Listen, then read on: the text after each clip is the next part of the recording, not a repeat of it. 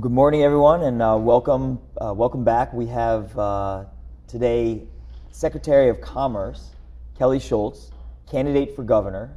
And Secretary Schultz, I just want to say thank you for joining. We are here on behalf of the Maryland State Bar Association, working together with Stevenson University on this beautiful Stevenson campus, interviewing all the candidates for governor. So I just want to say thank you so much for joining us here today. Well, gosh, Bobby, I can't thank you and the bar enough for having me here. It's really great to be able to get out and talk about our story and about the path forward. So thank you. Well, it's great to have you. And I did want to just make one quick editorial comment, just to let everybody know all candidates for governor have been invited here. We've had 3 candidates on Monday and more to come this week.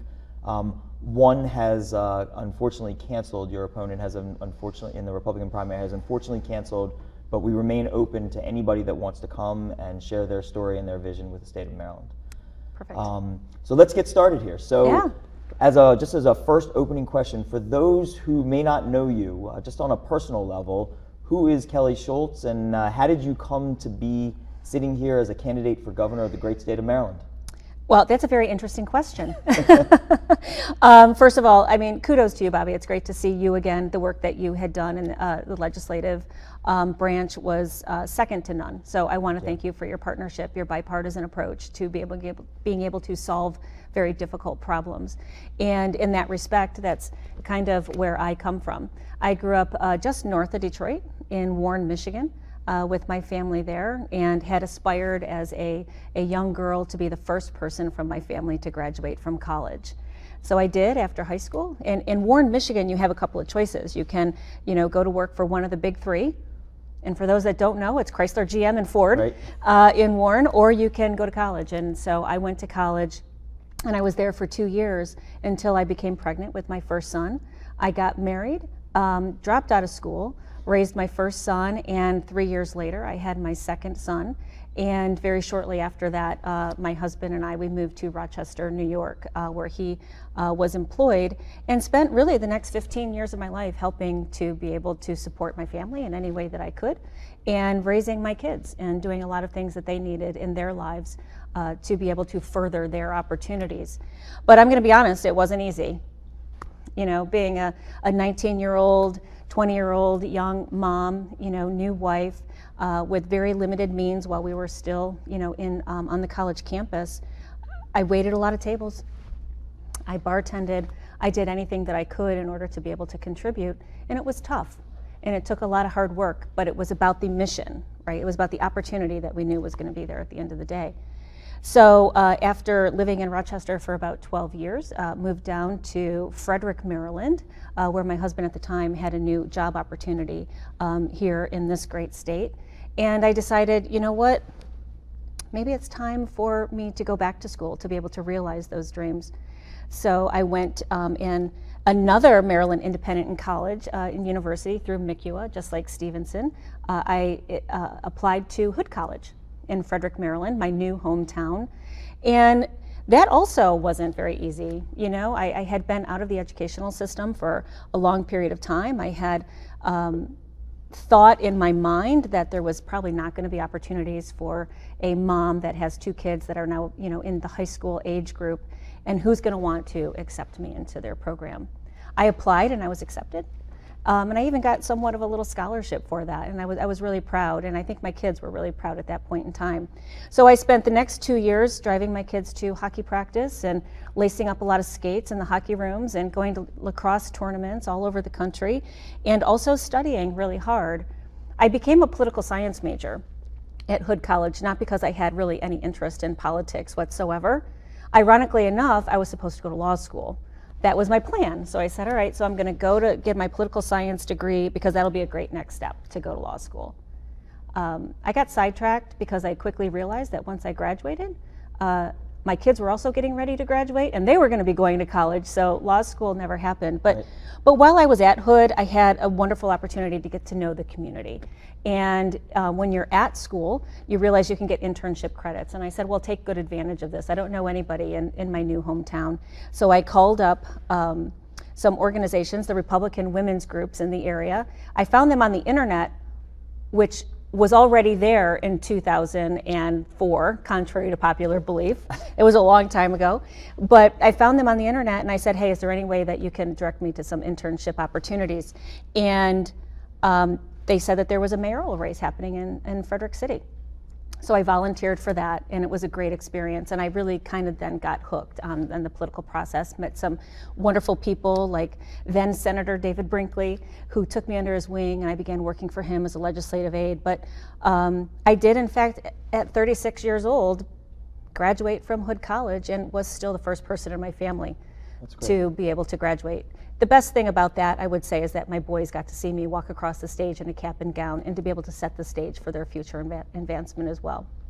And so from that experience, so you graduate from college with your kids are in high school, and then you ran for the House of Delegates at some point in time. I did. Shortly after that, I became a single mom, and I was raising my two boys, and I had been involved a little bit in some of the political scene locally, and there was an opportunity where my representative, my member of the House of Delegates, decided not to run for re-election, and this was in 2010.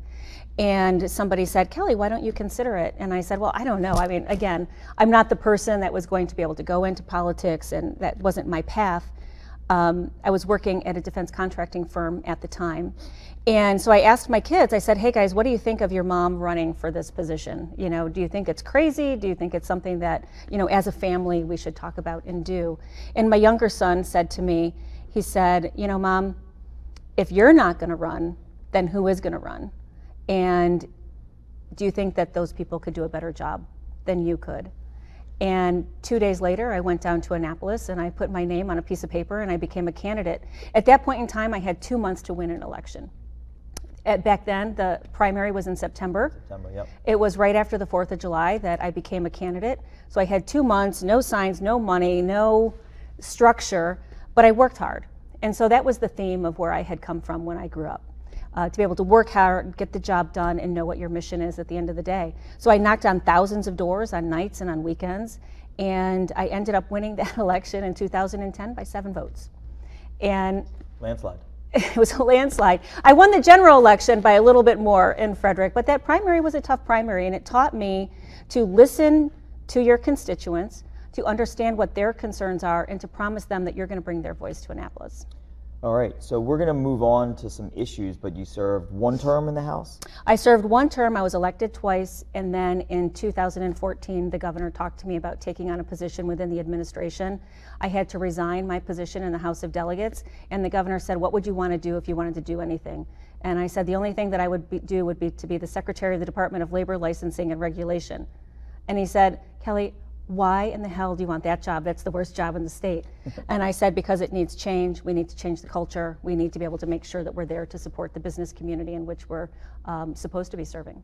So we're going to talk, that's a good segue into my first question for you, because you've been Secretary of Labor, the DLLR, Labor Licensing and Regulation, now Secretary of Commerce for the state. So let's just get into this right now, because I know that is your mantra, is talking about business and economic development. But I'm going to ask a more global question, sure. And before we get into specific, what does a Kelly Schultz administration look like? I would say that the Kelly Schultz administration is all about opportunity. It's all about being able to make sure that those young people like myself, like my kids, have the opportunity to move forward and be able to obtain their greatest prosperity. And I call that prosperity with a purpose. That's something we talked a lot about at the Department of Labor and now at the Department of Commerce, because it's not about the zip code you live in, it's not about the family that you've been brought up in, it's all about being able to understand what resources and opportunities are available for every single person, whether it be a family, a nonprofit organization, a small business, medium business, or large business, because there's room for all of us, and we have to be able to make sure that we all work together.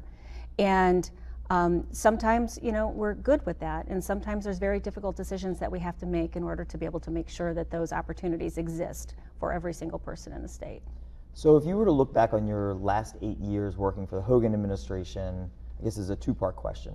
The last 8 years of the Hogan administration, Governor Hogan came in talking about trying to make Maryland open for business. Mm-hmm. You were front and center of that, obviously, as Secretary of DLLR and then Secretary of Commerce.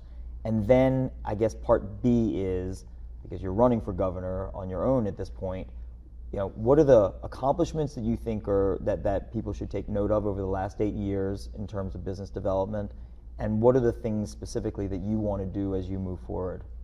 Right, so if we go back to 2015, and first of all, I'm very grateful for the opportunities that were given to me by Governor Hogan. He trusted me in an organization like the Department of Labor in order to be able to make those cultural changes, and at the Department of Commerce as well, to be able to continue that. And we'll talk about that in a second and how different those two were. But we immediately started in 2015 talking about those anti-business type of initiatives that we had to be able to right the ship on. One of them was regulations. And so we went in and we dug in really deep to be able to make sure that we minimized and we struck those regulations that were anti-business or duplicative or something that was going to hinder and create barriers to the retention of businesses in the state, but also the attraction to new businesses to come into the state. And we became a department that was a partner, a stakeholder in those opportunities with the private sector, as opposed to being a department that just wanted to be able to hinder or to oppose what types of opportunities were coming into the state. And we saw immediate success. One of those areas was MOSH, the Office of Safety and Health. Right, to be able to make sure that instead of just providing businesses with citations and them not wanting to learn how to create safe environments, we partnered with them to teach them what those expectations were so that we could work together for the safe and health environments that our workers needed to be in. And that's still moving forward to this day, and we hear a lot of great things. And that's a little bit in the weeds, but when we talk about how to change that, you had the regulatory environment and then you had the customer service environment. And what we determined as a customer service model was every single person, every single entity was a customer outside of ourselves. So within state government, our colleagues, they were our customer. The private sector, they were our customer. And we were not treating them in any other way but to be able to provide them with the best service, and that's what we have today at this level. And how has that changed? We actually have businesses that are coming to us and understanding that we have a dedication, not just within the Department of Commerce or the Department of Labor, but within the Department of the Environment, within transportation, within planning. We're all working together in order to be able to take away some of those burdens and barriers that businesses have in being able to increase their presence and, by the way, increasing the number of jobs. Because that has always been, for me at the Department of Labor and now the Department of Commerce, is to talk to the legislative body about the advancement of business opportunities. And sometimes we get stuck in talking about the business that is a brick and mortar type of a business, as opposed to the people that they're actually employing, those good business owners, those good stakeholders that are just trying to be able to make sure that we create meaningful jobs and careers for our families, our neighbors, and the community. Because that's really what we're talking about when we talk about business development, economic development, the prosperity that we talk about. And so that everybody across the state, no matter what zip code you live in, has equal opportunity in order to be able to realize that. So fast forward to a Schultz administration. What are some specific things that staying on the theme of economic development, because I do want to move on to some other topics, Sure. But I know that this is your wheelhouse, at least for the last 8 years. What are the specific things that if somebody says, well, tell me the things that you're going to do if you become the next governor of the state of Maryland in terms of economic development or business development or commerce? Yeah, so I would say one of the biggest issues is to be able to attract new types of businesses here. We have been very successful over the course of the last 7 years to be able to attract more businesses, but for those businesses that do not choose Maryland, there are themes as to why they don't choose Maryland, and it's all about the tax system. It's all about the cost of doing business in Maryland. And if we have a big deal that comes to us and we're being graded with multiple states, they're going to choose a state that has lower taxes, income taxes, corporate taxes, retirement and estate taxes.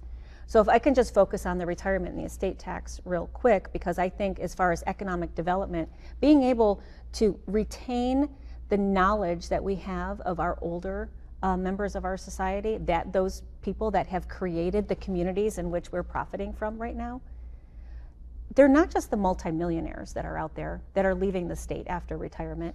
It's those individuals, it's our family members, it's our grandparents that may not be able to survive on their pension that's being taxed here in the state, so that they're moving to Pennsylvania, they're moving to Delaware. They're not the ones that are buying mansions in Florida so that they can retire. It's our middle class families that need to be able to have the hope that once they retire, they can stay close to their kids and their grandkids. On a personal note, I just became a grandmother. I'm now a yaya. So I have a 4-month-old grandson, and he's absolutely beautiful. And when we were expecting his arrival, it just became very clear to me, I don't ever want to move away from my kids and my grandkids. They have planted their families here in Maryland, and I want to be able to stay here with them. We need to create those incentives so that they can. And so if you do, I know that one of the candidates was talking about doing away with the sales tax, and one candidate's talking about doing away with income tax.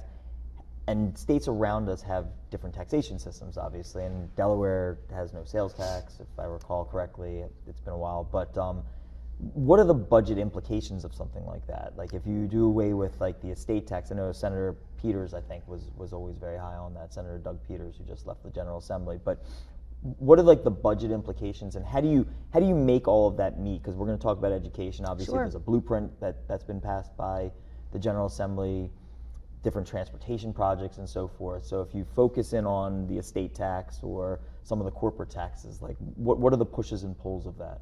Well, I think it all comes down to what your level of revenue is, right? So the more you're going to be able to bring businesses into the community to be able to pay into the different types of tax structures, the more income tax you're going to have, the more sales tax you're going to have.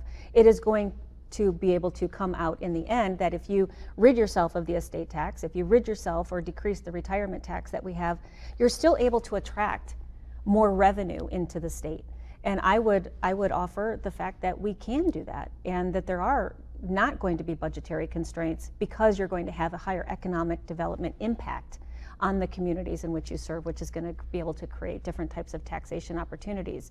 But I have spoken to many businesses that are looking at states, and across the state, as far as individuals who are getting ready to retire or who are already in retirement, that is the number one tax that people talk to us about. The estate tax. The estate tax. And they're moving, and Pennsylvania has no taxation on the retiree. Right, and we've come a little bit of a distance with the retirement tax, and our first responders, our Hometown Heroes Act that Governor Hogan was able to put forth and be able to alleviate some of the pains on their retirement and their pensions. We just have to take that further. The legislature has to know that that is a barrier for those family members to be able to stay in the state during that period of time. Okay, we're going to get back to some more Sure. economic issues. I want to kind of go onto a different track right now, and if you look at polls, which I don't anymore, but crime is certainly up there, Yeah. if not the number one issue in people's minds, certainly is up there in the top 3. And it's been a problem all across the country, but certainly in certain regions in Maryland for sure, including in Baltimore County, where you've seen an uptick in crime as well, Baltimore City, Prince George's County, Montgomery County. And so I guess I'm going to start this as a general question. In a Schultz administration, what are we doing next on this? There's been a lot of talk of different things. There's a lot of people walling off into different corners for some reason, which I don't like in politics, and I know you don't as well. What does a Schultz administration do on the general issue of public safety? Well, I would say the first and foremost is that we don't continue with even a degree of idea that we're going to defund the police. Right? We have to look at our first responders, that first line of defense against those that are attacking our innocent bystanders and our citizens. We have to look at them as our partner and to be able to provide them with every resource they need. We need to be able to provide funds to the local jurisdictions and all of those jurisdictions that you named, and even some others, right, that we're seeing an uptick in some crime, to be able to make sure that we can hire new officers. And I'm not naive. I know that hiring the new officers is not just about providing those jurisdictions with more money, because it's difficult to attract police officers to the field. It's difficult to retain the police officers that are in the field right now, and that's a shame. Why do you think that is? Because, we just go back to last legislative session, and there was sweeping reform talking about taking away the rights of police officers, looking at them as if they are the offender as opposed to the defender in order to be able to protect us. And we can't do that. We have to be able to look at them as those individuals wanting to protect society. And I've heard some horror stories across the state about individual officers that are looking for early retirement, looking to get out because they don't feel as if they have the backing of the judicial system and the rest of the systems to be able to protect them as if when they are in the field. We also need to provide additional funding and different types of resources so that those officers have an understanding about their mindset, about their mindfulness of how they are to be able to go out into the community to protect themselves and to be able to give them more tools in order to be able to identify those more difficult situations. My husband does a lot of mindfulness work, and he works with Navy SEALs and he works with police officers to be able to give them tools and on how to be able to manage very difficult, very stressful situations so that your immediate actions are taken in a very positive way. And I think we can do that. I think we owe them that. They've dedicated their lives to public safety, and we have to be able to offer that. So that's number one, being able to work with them. We also have to make sure that our judicial system and those that are in charge, like state's attorneys and even the attorney general in the state, have the number one priority to be able to look at multiple offenders, to be able to look at those that are, creating violent crime and being able to make sure that they put them behind bars for a long period of time so that they don't get out. It's the violent criminals that I think that we have to focus on. In 2007, I did a short stint in the Republican House caucus, and I was there just for the legislative session. And one of the big bills that they wanted me to work on that had tried to be passed the year before in 2006, and we finally got it passed in 2007, was Jessica's Law. And that was a minimum mandated sentence for those individuals in the state that created sexual acts and attacked children 12 and under. For some reason, we had a hard time getting that passed, but we got it passed in 2007. And that showed to me that probably my first time within the criminal justice world about how difficult it is to be able to talk about the difference between the criminal and the victim. And we want to be able to make sure that the violent criminals are set aside in a more immediate way. And I'll also say that it takes courage, Bobby, to do that. It takes courage to talk about what that looks like with reform. And you, in a bipartisan way, worked with the governor on the Justice Reinvestment Act. Before you left the Senate. And it takes courage in order to be able to stand up and say that we're not going to take it anymore. But we can't take it anymore. And for too long, there are leaders that have decided not to take that up as the most serious issue within the community, and I think we need to move forward with that. So, a lot to unpack. Let me start with the governor's proposal. I've asked all the candidates this, and since you are his labor secretary, I assume I know what you would say about this. But let me just ask it. The governor has come out with a proposal. It's the General Assembly is in special session right now, but apparently is not taking up the legislation that's been proposed by the governor. So it'll be back in session this year. The kind of the key points of what he's proposing this year are judicial transparency, which I think is something that's it's controversial and has some interest to the bar members. So I guess the idea being that for violent crimes that there would be stats that come out based on what's going on in specific courtrooms across the state. So more on kind of shining a light on what the sentences are. And the second component of it is enhanced penalties for certain violent repeat sentences for violent crimes, specifically for use of an illegal gun in the commission of crimes. So for your second, third, fourth convictions, to increase the sentences on those. I guess question number one is, do you support those measures? And if so, why? And what else, if anything, beyond that, should maybe the General Assembly be thinking about? Yeah, so yes, number one, I do agree with the governor's legislation that he's going to introduce again this year. And what I hope is not happening is that there's going to be some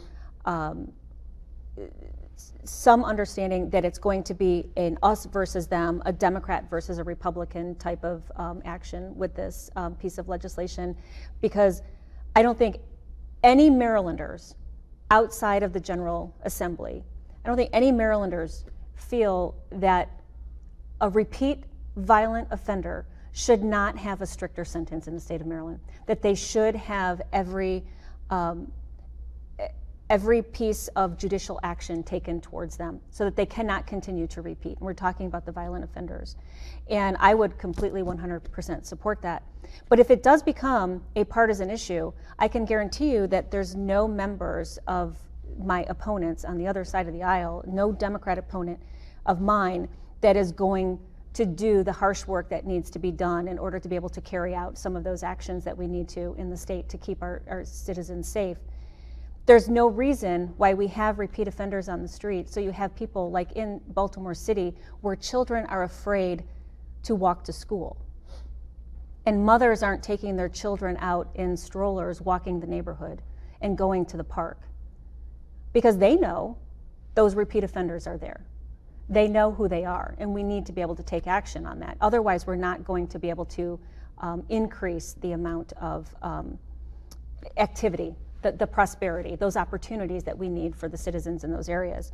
I would say because I have worked so closely with the justice system, well, the correctional system at the Department of Labor, the correctional education system was a part of my portfolio, so we did workforce development, we did Behind the walls? Behind the walls. And so I visited every state institution when I was at the Department of Labor. And I'll tell you, there's nothing like going to a high school graduation ceremony with members of that institution. I've seen 50-year-old men cry because they've received their high school graduation or high school diploma because they've never had the opportunity to do it before. It was never given to them. What are some of the programs? I mean, that's a big focus of some members of the General Assembly, and certainly something that was in the Justice Reinvestment Act. But I guess moving forward, what else that we're not doing now should we be doing behind the walls for correctional education and so forth? Well, we have one of the best correctional education systems in Maryland of any system in the entire USA. So we have to be able to make sure that we continue those efforts. We not only do GED type training in order, the average grade level of an inmate at one of our institutions is between 5th and 8th grade. That's the average reading level. That's very sad. Yeah. So one would say that they haven't had an opportunity to even get that first chance. Right? So we need to be able to continue those programs and to do the training programs like auto mechanics, like some construction work, so that they have certifications and opportunities for when they release, so that the recidivism rate continues to stay down. That's a big part of that. But we also need to say, if they're going into our state penitentiary with a 5th grade reading level, what are we doing on the beginning side of that? Right? How are we being active as opposed to proactive? And as opposed to just looking at the situation on the back side of it, we need to be able to be intentional about what we want to do for education. And I know this is not the question that you have, but when it comes to crime, when it comes to violent crime, when it comes to opportunities, you don't have that with an opportunity for educational advancement. And if you're looking at an average grade level of being 5th grade, how did we fail them at the beginning of the process?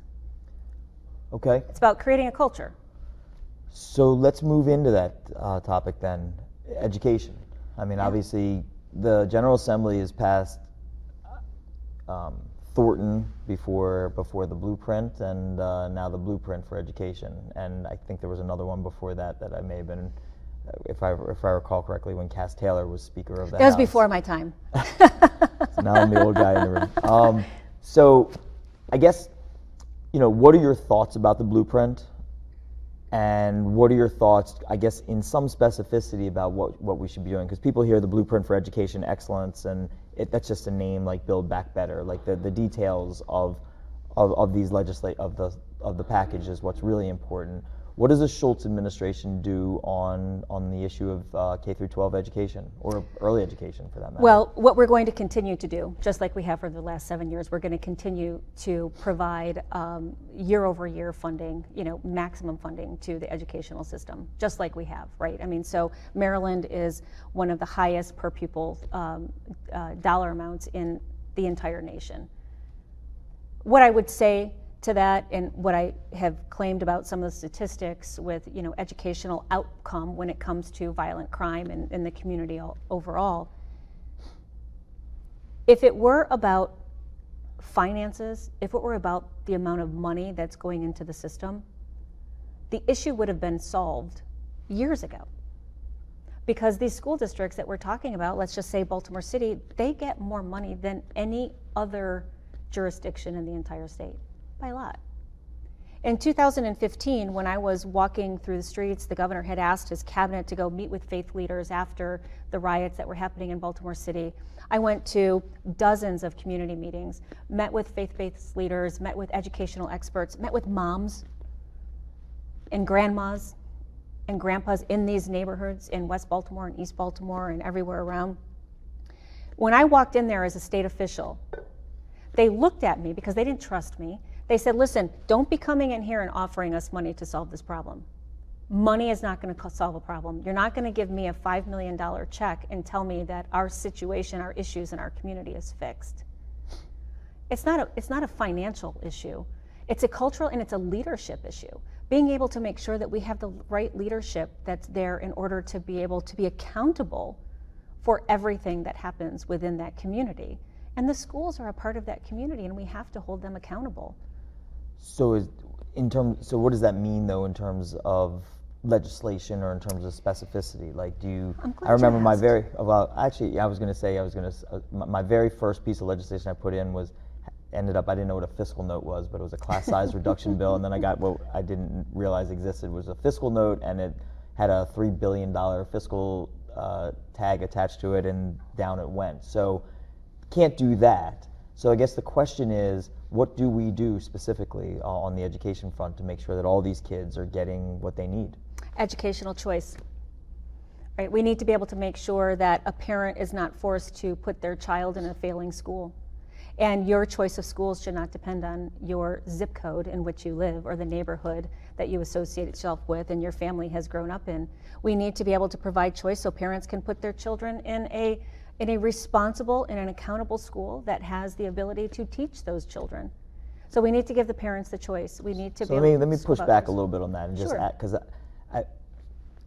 I was always curious about this, because you hear people saying that and it sounds like something that would be attractive, but what happens, because not everybody wants to go to ABC school, right? So if everybody has the opportunity to send their kid to ABC school, then nobody wants to go to DEF school. And so how does that actually work in practice for all the kids, right? Like, you get to send your kid there, but if everybody can send their kid wherever, then there's going to be less opportunity.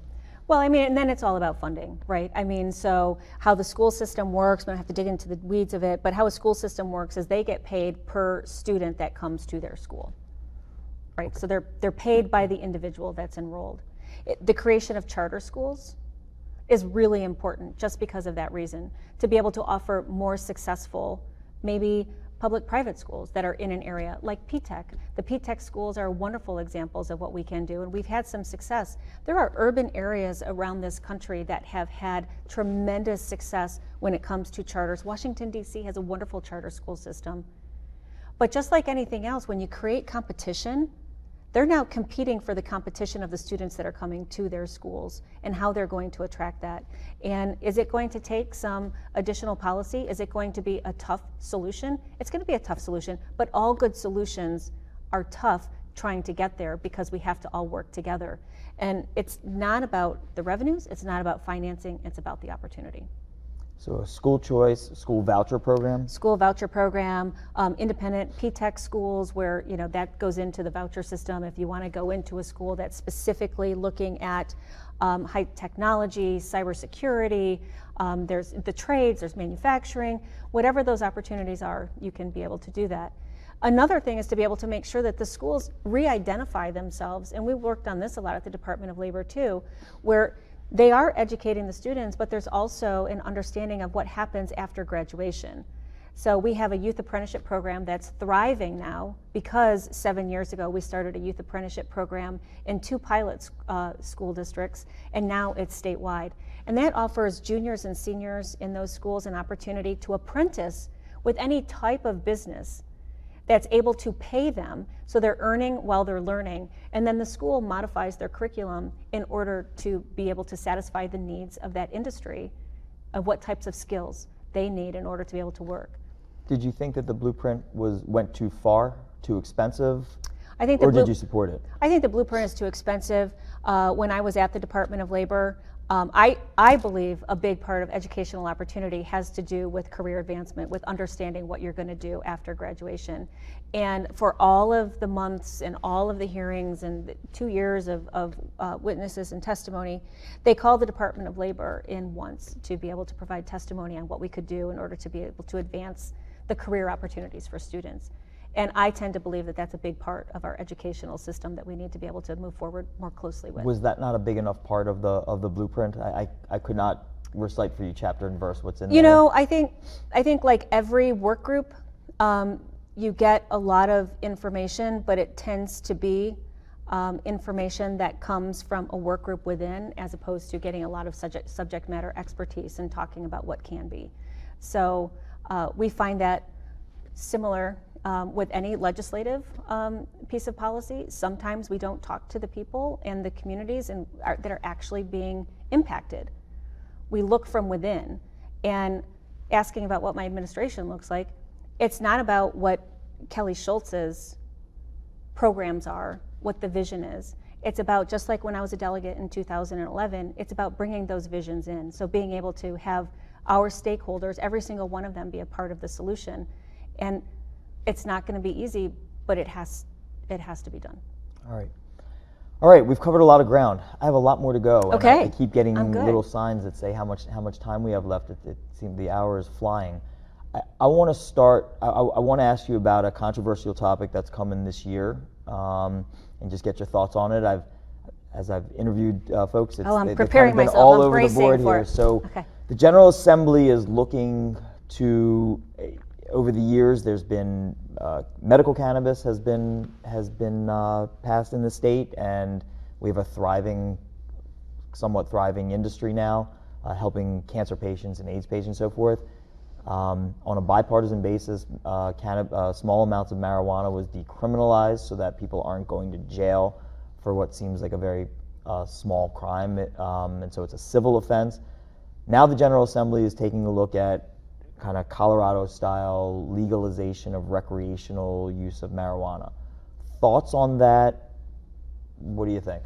Let's bring it out to you. Well, because I'm a former legislator, I actually have a voting record on this issue. I did vote the second year that I was in Annapolis.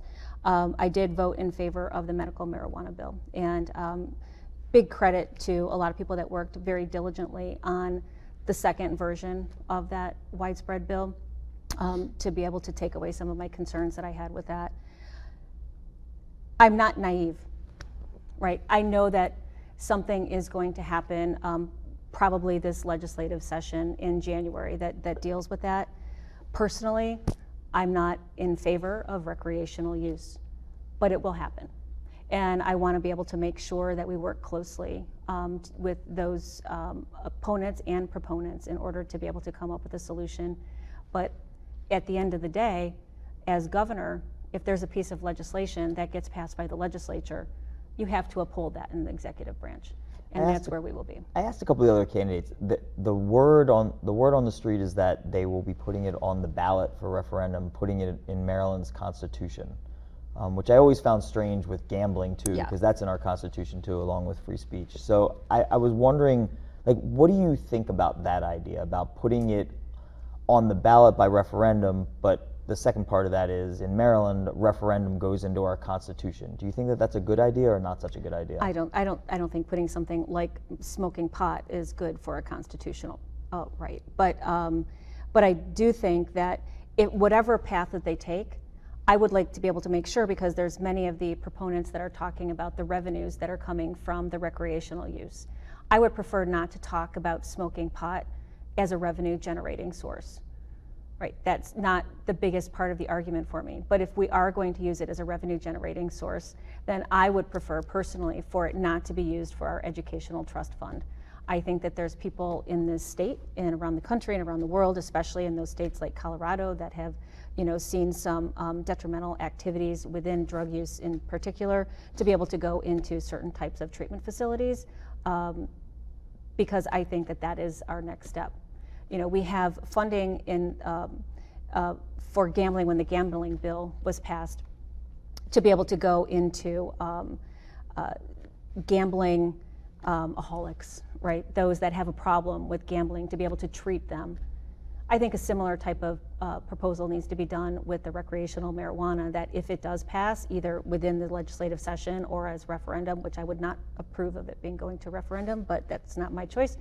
I believe that we should make sure that the finances are going to go towards treatment. I know too many kids, and unfortunately adults, that have gone down that path and with opioids and everything else, where quite frankly, I've gone to too many funerals, Bobby. And it's heart-wrenching to me, have dealt with it somewhat on a personal level as well with people that I love. And it's not something that I personally support. Okay, let's move. Redistricting.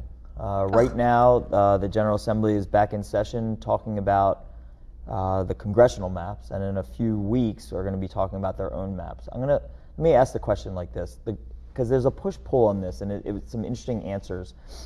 From the congressional side, the argument, the governor has been very clear, Governor Hogan has been very clear right from the start about wanting to have nonpartisan, independent commissions, as free as politics as you can get, although that's challenging, to do these maps. Some have argued from the other side on congressional maps that essentially by doing it in Maryland, even though it sounds good, that it becomes unilateral, quote, disarmament. I can't stand any of this because it's all partisan bickering, but nonetheless, that like if Texas or North Carolina has an administration that's simply doing partisan gerrymandering, then why should Maryland unilaterally disarm? And that's kind of the problem with Congress and our federal government, but that's another story. What are your thoughts about, let's start with, I guess, federal redistricting. You can throw legislative in there. Who's right, who's wrong, and how do we get out of this mess? How we get out of this mess is right now we have a special legislative session happening, and our legislators on both sides of the aisle can look at this as a nonpartisan issue. They should be looking at it as a nonpartisan issue, and instead it's becoming the us versus them. And that doesn't make sense, because I've been all over the country and I watch the news just like everybody else. And individual members, like individual residents of Maryland and other states, they want to be able to have a fair democratic process. They want to be able to have the opportunity to have competitive races so that the best man or woman wins in order to be able to provide the best representation to them. That's what they care about. The people that really care about the redistricting and the way that the lines are drawn are those that are currently in office that want to be able to make sure that there's some protection for one party or another. And in reality, that's not what their constituents want. And we have seen people come out and being outspoken from all the different parties across the country, being able to say we need to have a democratic choice in who becomes our representatives, because just like all of these policy issues that we're talking about, we want to be able to make sure that we have the best, most representative candidate. And we won't under a partisan drawn map. And I think that that will be one of the failures that we have, whether it be a congressional map or a state legislative map. Because for those of us that are in policy making, it's much more important for us to be able to have those most local legislative districts drawn appropriately so that there is community response and there's representation that occurs. So you're not running for president. I'm not running for president. But your boss may be. I don't know, I haven't heard. We'll see. But so from a national perspective, some have suggested that we should, that Maryland should do it the way it does it until everybody else does it differently, because it just becomes a numbers game in Congress, which is sad, but it is reality, at least for right now.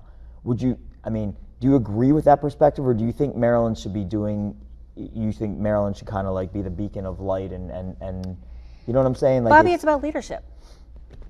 You know, if going back to what, you know, our grandparents always said, and their grandparents before them, if we continue to do things the way we've always done them, then we'll always get the outcome that we've always gotten.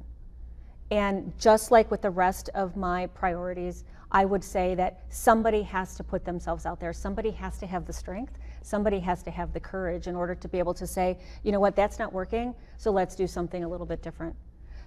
Being able to solve the violent crime issues in Baltimore City isn't working, we got to do something different, right? Being able to attract businesses from outside with this current tax structure that we have, it's working a little bit more than it used to, but we need to be able to make it work more and better. And those are the changes that we have to continue to make. You would support this on a national level? Of course. Okay. I don't think I have much more on redistricting, because let's you know, just, if we're going to be honest and we want to create fair maps, let's just create a fair map. Let's look at it. And I was in the legislature in 2011 when those maps came out, and it looked like, you know, ink blots on a map, right? Somebody, you know, just threw some ink and there it landed in some of those districts. And I didn't understand it in 2011, and I don't understand it now, how we don't want to be able to give fair representation for the people in our state. It does not make sense to me. That's not what the people want, and I think that we need to act accordingly. All right. I'm going to move on. We are running out of time quickly. Let me just put it out there like this, rather than get into any specific question about it. Obviously, a huge issue right now, maybe the biggest, certainly for many of us. And just to put it out there, I lost my brother-in-law to COVID very early, before vaccines were out. I guess Governor Hogan has gotten huge marks around, not just here in the state, but around the country for his responsible leadership in terms of dealing with the virus. You know, this is not going away anytime soon. Your thoughts on where this is heading and what you may or may not be doing, you know, if in office and this thing is still running around like it looks like it will be. Right. Well, first, I'm sorry about your brother-in-law. Thank you. And I'm sorry to everyone that had personal loss because of COVID. It was a time in our history that we'll never be able to get back, but hopefully we can learn from. Maryland has come a long way, and there has been some intentional ways of doing things in Maryland that I think have helped us to get to where we are today. Today we're at 99+% of all adults ages 65 and older of being vaccinated. Almost 90% of all adults 18 and older have been vaccinated. We're also the fastest growing economy in the nation. And so the path that the governor took and his entire administration was to be able to make sure that we handled the health crisis and the economic crisis at the same time. So on March 23rd of 2020, Maryland became the first, if not one of the first, states in the nation to provide economic relief, business relief to small businesses across the state and to individuals. And it worked. It worked. We were able to do it. I mean, were there lessons learned? Yes, there were lessons learned, but there were intentional decisions for us to be able to make sure that we kept our economy going and that we kept our Marylanders safe. And I'm proud to have been a part of that. Hopefully, we'll never have to do that again. Your department was in charge of the, I guess, I don't remember what it was called, but the PPP for the business relief. The business relief. And so just a little bit about the Department of Commerce, right? So at the Department of Commerce, our mission is to be able to grow, expand, retain, attract new businesses into the state of Maryland. And when I became the Commerce Secretary in 2019, we did that really well. And in one day, our mission became just about being able to save businesses and to keep them afloat during an unprecedented time.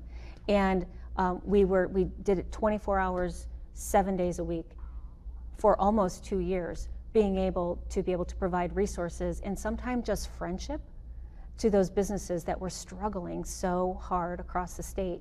And our team did it well. They did it well.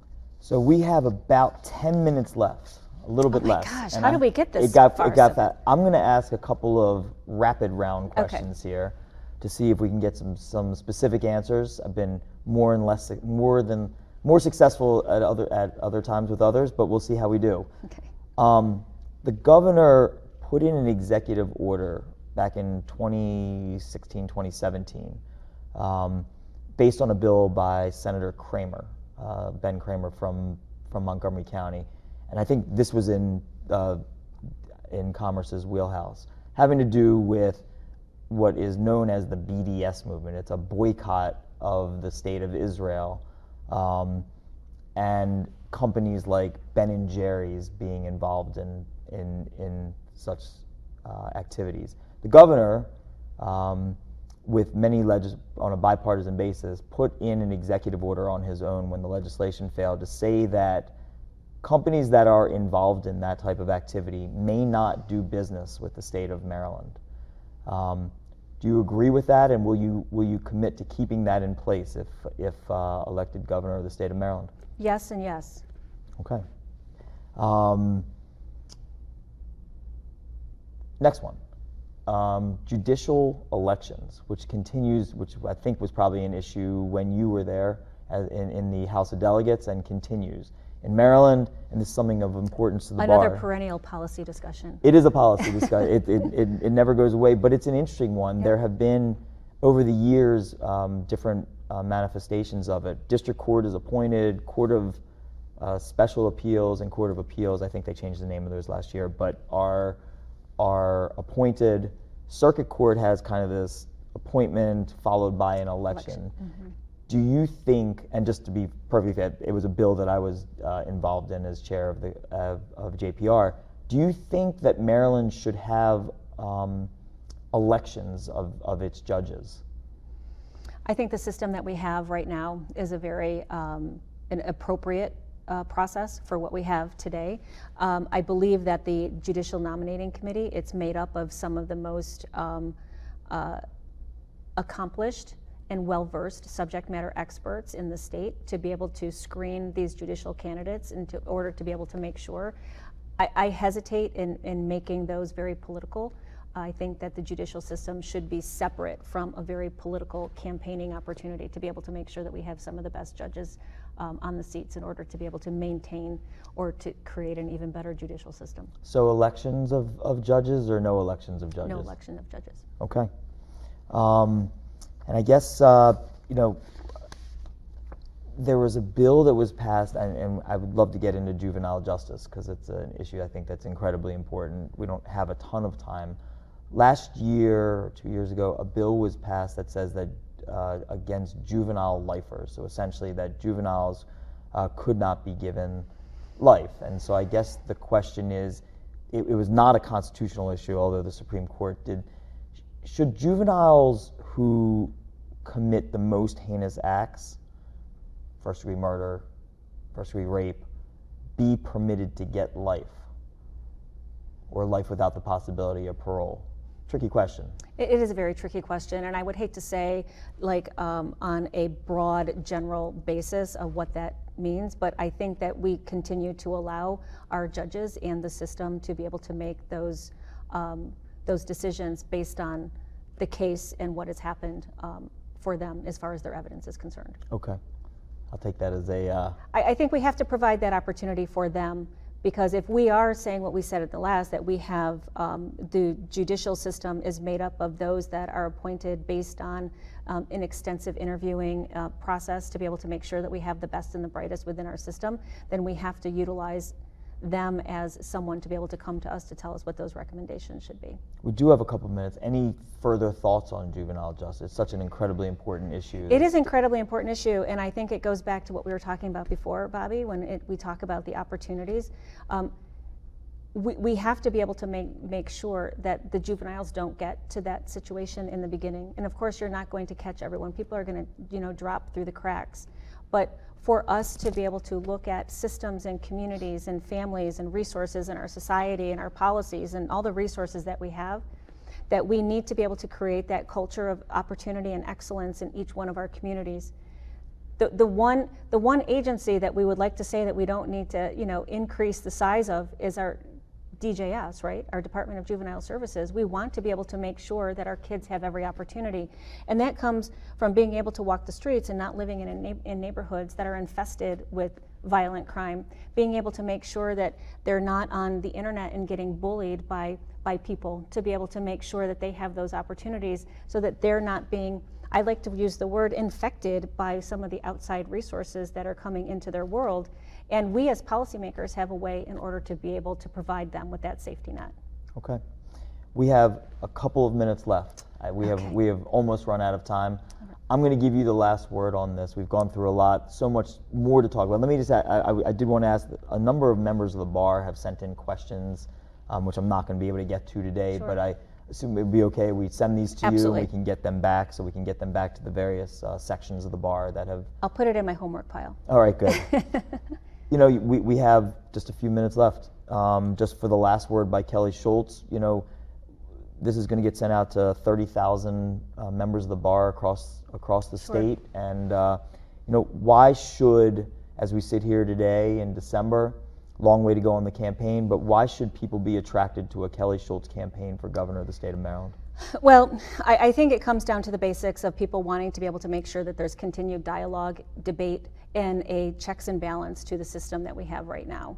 For the last 7 years, having been a very fortunate member of Governor Hogan's administration, we've seen a lot of forward momentum, but we've also seen a lot of debate.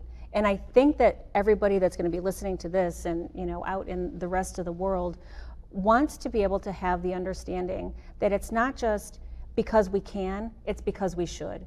And sometimes when you come, well, most of the time when you are in a very partisan type of an environment, you have a Democrat in the executive branch and you have a democratically controlled legislature on both sides of the chambers, you get the because we can type of a scenario. And it happened to me when I was in the legislature way back when we were debating a tax bill. And I said, why are you guys doing this? There's been so many taxes, 43 during that administration. And our families don't need the taxes. They don't need to be taxed more. Our business community doesn't need to be taxed more. Our community doesn't need to be taxed more. How come you're doing this? And the very simple but very sad answer was because we can. Because there wasn't an obstacle, there wasn't a barrier in order to be able to have a different type of a mentality and a dialogue on the issue. And I think Marylanders want to be able to make sure that what we're doing when we're policymakers and we're keeping their money and we're spending their tax dollars, it's because we should, not because we can. And being able to provide a governor for the next 4 years that is in a very similar stature as Governor Hogan is wanting to be able to continue on that path with some mild differences, but being able to continue on that path of opportunity and that prosperity with a purpose, I think that is where Marylanders want to go. And they want to be able to make sure that we have an open dialogue and discussion about that. And I'm committed to doing just that. Okay. Well, thank you so much. Secretary Schultz, thank you for coming in today on behalf of the Maryland State Bar Association in partnership with Stevenson University. Just want to say thank you for taking the time out of your incredibly busy schedule to come and share some of your thoughts about your campaign and your potential administration, and we look forward to seeing what comes next. I appreciate that. Thank you very All much. right. Thank you, Bobby. Thank you.